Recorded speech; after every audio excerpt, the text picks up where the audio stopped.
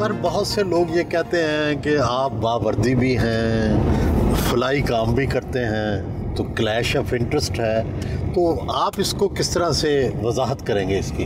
देखिए, हमारे जो आईजी साहब हैं डॉक्टर उस्मान अनवर साहब, वो काम करने वाले बंदे को पसंद करते हैं। ये बेसिकली आपकी डिस्ट्रीब्यूशन ऑफ टाइम और डिस्ट्रीब्यूशन ऑफ वर्क है, आप कैसे मैनेज करते हैं। मसलन पहले मेरे पास जो लेयर टाइम होता था वो मैं दोस्तों के साथ गुजारता था, अब वो मैं टाइम फाउंडेशन को देता हूँ और मुझे सेटिस्फेक्शन मिलती है। पुलिस की वर्दी देखकर ये बच्चे छोटे छोटे तो डर जाते हैं या आपको देखकर खुश होते हैं? ये जो काम हम कर रहे हैं, स्पेशली मैं जो यूनिफॉर्म में कर रहा हूँ, लोग नॉर्मली रिटायरमेंट के बाद मदरसे खोलते हैं, ये करते हैं, अल्लाह ने जल्दी अकल दे दी और इससे एक पुलिस का बहुत सॉफ्ट इमेज जा रहा है। हमजा अली अब्बासी जो अभी हम एक्टर हैं, माशाल्लाह हमारे ब्रांड एम्बेसडर हैं, उन्होंने कहीं फेसबुक पे देखी मुझे यूनिफॉर्म में, तो उन्होंने अपनी बेगम से कहा कि यार ये देखो पुलिस वाले कैसे कैसे ढोंग रचाते हैं। तो फिर जब उन्होंने वेरीफाई किया, वो घर आए, वो उन्होंने उन बच्चों से मिले, तो उन्होंने कहा कि जी I will work for your foundation free of cost. Police वाले तो बड़े सख्त होते हैं, अपने महकमे के लोगों को सजाएं देते हैं,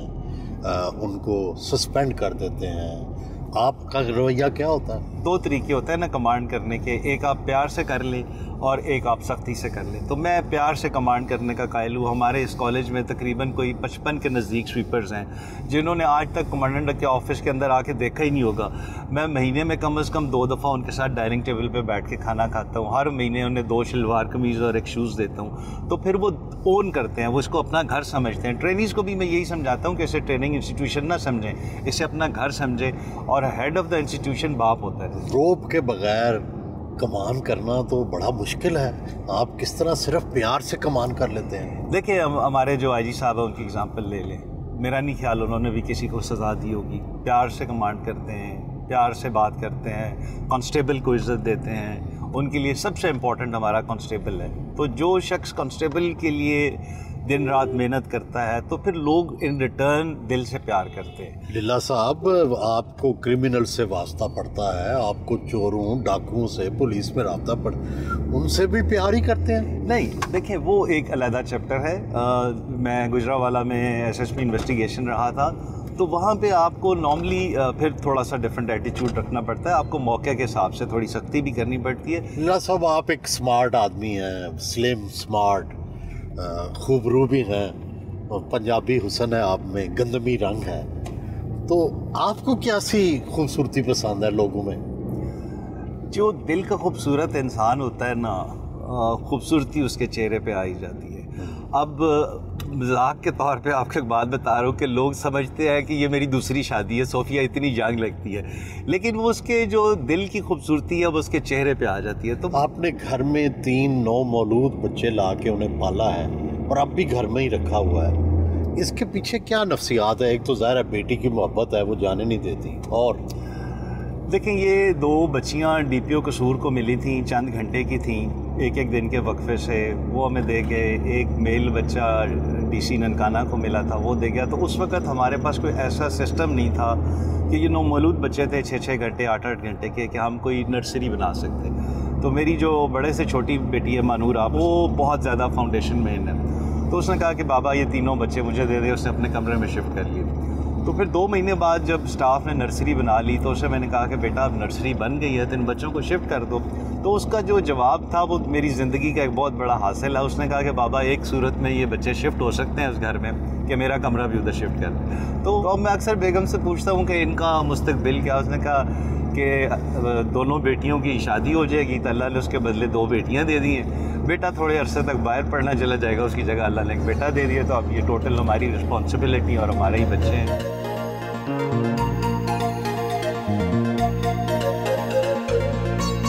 डिफेंस में अपनी अलमरा फाउंडेशन पहुंचे।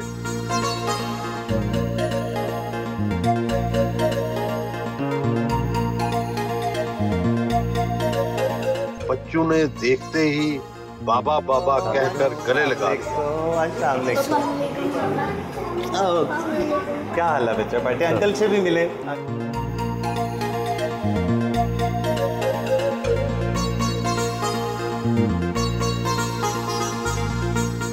मुख्तलिफ रूम्स का दौरा किया और वहाँ के हालात देखे। हर कमरे में सिक्योरिटी कैमरा भी नस्ब है, सफाई देखने के काबिल।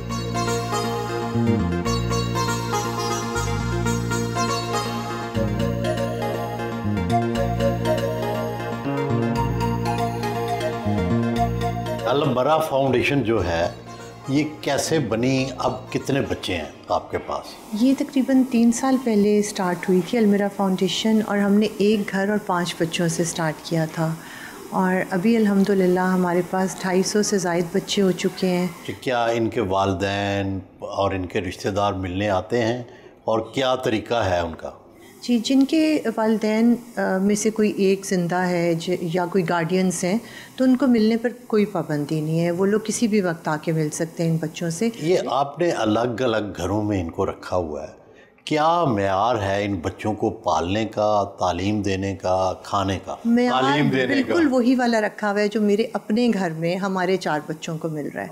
ये जो माहाना खर्च या सालाना खर्च कितना हो जाता है इन बच्चों की घरों पे, इनकी खुराक पे, इनकी तालीम पे, कपड़ों पे? देखिए, इन बच्चों की खुराक का, तालीम का, ये जितना भी खर्चा है ना, ये मुझे लगता है कि हमें कभी भी डे 1 से ये एहसास ही नहीं हुआ कि शायद हमें कभी मुश्किल आई हो इसमें। अल्लाह ताला जैसे हाथ पकड़ के हर चीज़ करा देता है ना, वैसे हमारे एक बच्चे पे तकरीबन 40,000 खर्चा आता है। इसके अलावा हमारा स्कूल भी है, इसके अलावा हमारा कंपैशनेट हेवन भी हमने बनाया है, जहाँ पे स्पेशल बच्चों के लिए उनका इलाज भी वहाँ पे किया जाता है। बच्चों की कितनी कितनी उम्रें हैं? बच्चे हमारे न्यूबॉर्न से स्टार्ट हो रहे हैं, और बाकी जो है मेजॉरिटी जो है हमारे बच्चे वो 3 से 7-8 साल की उम्र के हैं। सब बच्चे हैं, लड़के हैं या लड़कियां भी हैं? लड़कियां भी हैं हमारे पास, लेकिन लड़कियों की तादाद थोड़ी सी कम है लड़कों की निस्बत, क्योंकि शुरू में महबूब थोड़े से रिलेक्टेंट थे कि बेटियों की जिम्मेदारी लेना मुश्किल होता है, तो वो फिर हमने थोड़ा बाद में ली उनकी जिम्मेदारी।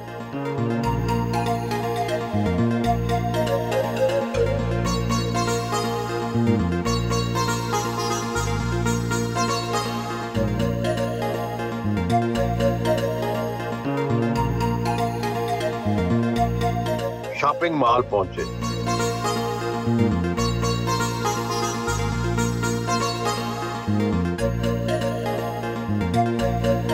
अल-बरा फाउंडेशन में रहने वाले बच्चों को प्ले लैंड लेकर आए।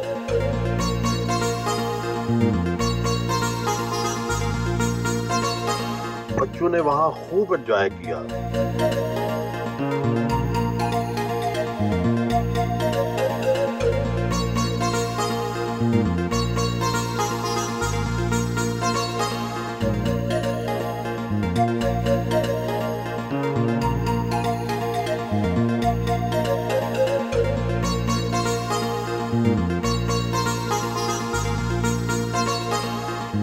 सब बच्चों को रेस्टोरेंट से पिज़्ज़ा खिलाया गया।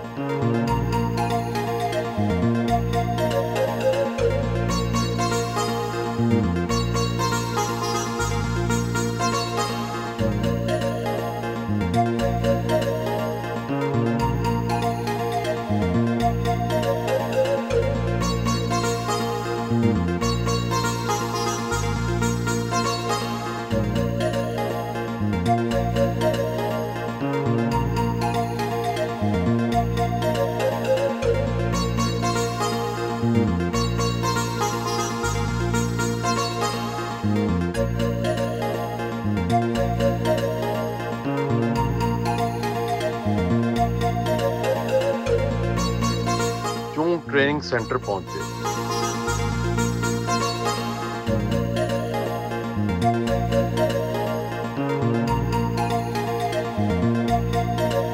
कॉन्फ्रेंस रूम में आए।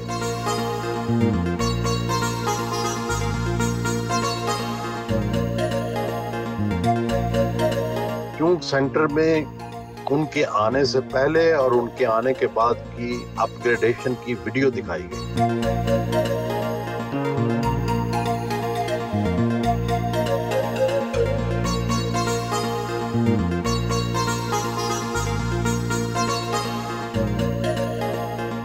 नए बनाए गए जिम्नेजियम में आए। सिपाहियों के लिए स्विमिंग पूल भी बनाया गया है। खवातीन को सेल्फ डिफेंस की ट्रेनिंग दी जाती है।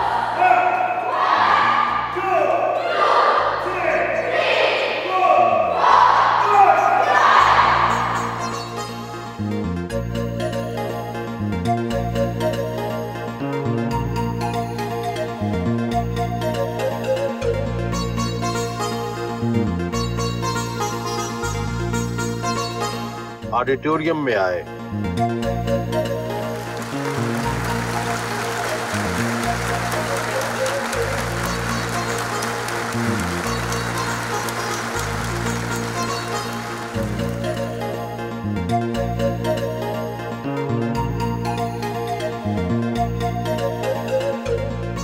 इंशाअल्लाह ताला आपकी डीपीसी भी बहुत जल्द एक्सपेक्टेड है, और आईजी साहब को आपको आइडिया है कि उनके हाथों में फ़ारिश हो रही होती है आप लोगों को प्रमोट करने के लिए, तो वो दैट्स वाई वी हैव इसको थोड़ा सा हमने शॉर्ट किया है, और इंशाअल्लाह ताला आप सारे ही प्रमोट होंगे और महकमे का नाम रोशन करेंगे। तो I wish you all the best.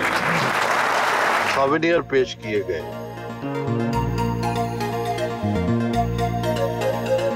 Commandant office में आए।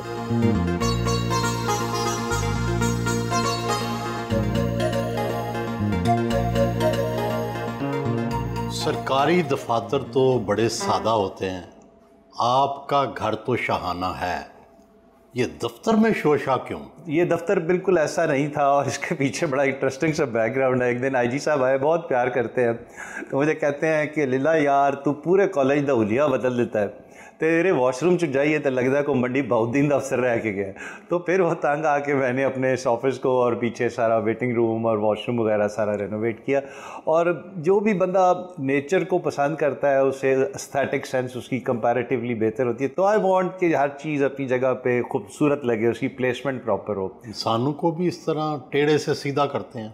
इंसानों को प्यार से सीधा किया जा सकता है, मैं सख्ती में बिलीव नहीं करता। टोटल जो है कितना आपका सालाना बजट है? कितने अफसर जो हैं वो आपके पास यहाँ, और कितने ट्रेनी जो है वो एक वक्त में होते हैं? यहाँ पे वेरी करता रहता है। इस वक्त हमारे पास एक फ़ोर्स नई बनी है, CNF, जो एंटी नारकोटिक फोर्स थी, उसको प्रोविजनल सब्जेक्ट कर दिया गया है, तो वो काउंटर नारकोटिक फोर्स बन गई है। वो आर्मी ऑफिसर्स हैं ज़्यादातर, तकरीबन 400 लोग वो ट्रेन हो रहे हैं। फौज की ट्रेनिंग पुलिस कर रही है? वो बड़ा अच्छा इंटरेस्टिंग है कि वो उसमें कुछ सर्विंग ऑफिसर्स हैं और कुछ, तो उन्होंने लाहौर के नज़दीक उन्हें कोई इससे बेहतर फैसिलिटी नहीं मिली। इस जगह का रकबा कितना है?